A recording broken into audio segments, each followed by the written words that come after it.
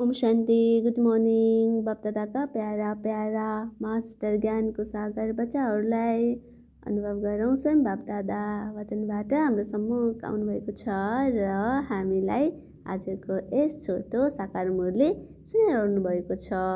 आज मिति 2082 साल माघ 10 गते शनिबार, तदनुसार 24 जनवरी 2026। मिठो प्यारो शिव बाबा मुरलीको सारमा भन्नुहुन्छ, मिठे बच्चे, बाबाले तिमीलाई जुन पढाइ पढाउनुहुन्छ त्यो बुद्धिमा राखेर सबैलाई पढाउनु छ। हरेकलाई बाबा र सृष्टि चक्रको परिचय दिनु छ।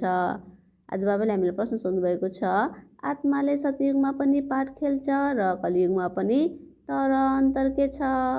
उत्तरमा बाबा भन्नुहुन्छ, सतयुगमा पाठ खेल्दा त्यसमा कुनै पाप कर्म हुँदैन र हर कर्म त्यहाँ अकर्म हुन्छ, किनकि रावण हुँदैन।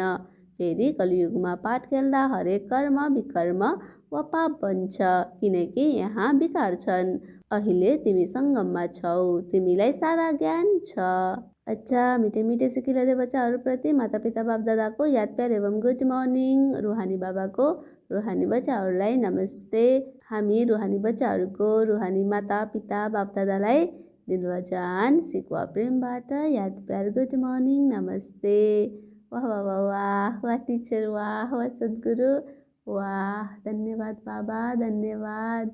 आज बाबाले हामीलाई धारणा गर्नको लागि मुख्य पोइन्ट्स दिँदै हुनुहुन्छ।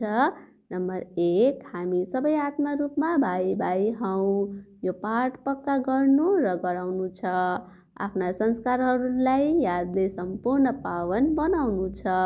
नम्बर 2, 24 क्यारेट सच्चा सुन अर्थात् शतप्रधान बन्नको लागि कर्म अकर्म विकर्मको गुह्य गतिलाई बुद्धिमा राखेर अब कुनै पनि विकर्म गर्नु छैन।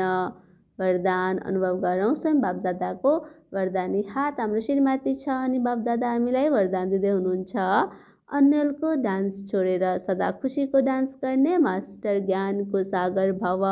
विश्लेषणमा बाबा भन्नुहुन्छ, जुन बच्चाहरू मास्टर ज्ञानको सागर हुन्छन् उनीहरूले कहिल्यै अन्यलको डान्स गर्न सक्दैनन्। सेकेन्डमा सिडी तल, सेकेन्डमा माथि। अब यो संस्कार परिवर्तन गर, त्यसपछि धेरै फास्ट जान्छौ। केवल मिलेको अथोरिटीलाई, ज्ञानलाई, परिवारको सहयोगलाई प्रयोग गर। बाबाको हातमा हात दिएर चल्दै जाऊ, त्यसपछि खुसीको डान्स गरिरहन्छौ।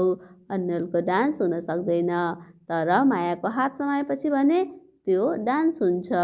स्लोगनमा बाबा भन्नुहुन्छ, जसको सङ्कल्प र कर्म महान छ उही मास्टर सर्वशक्तिमान हो।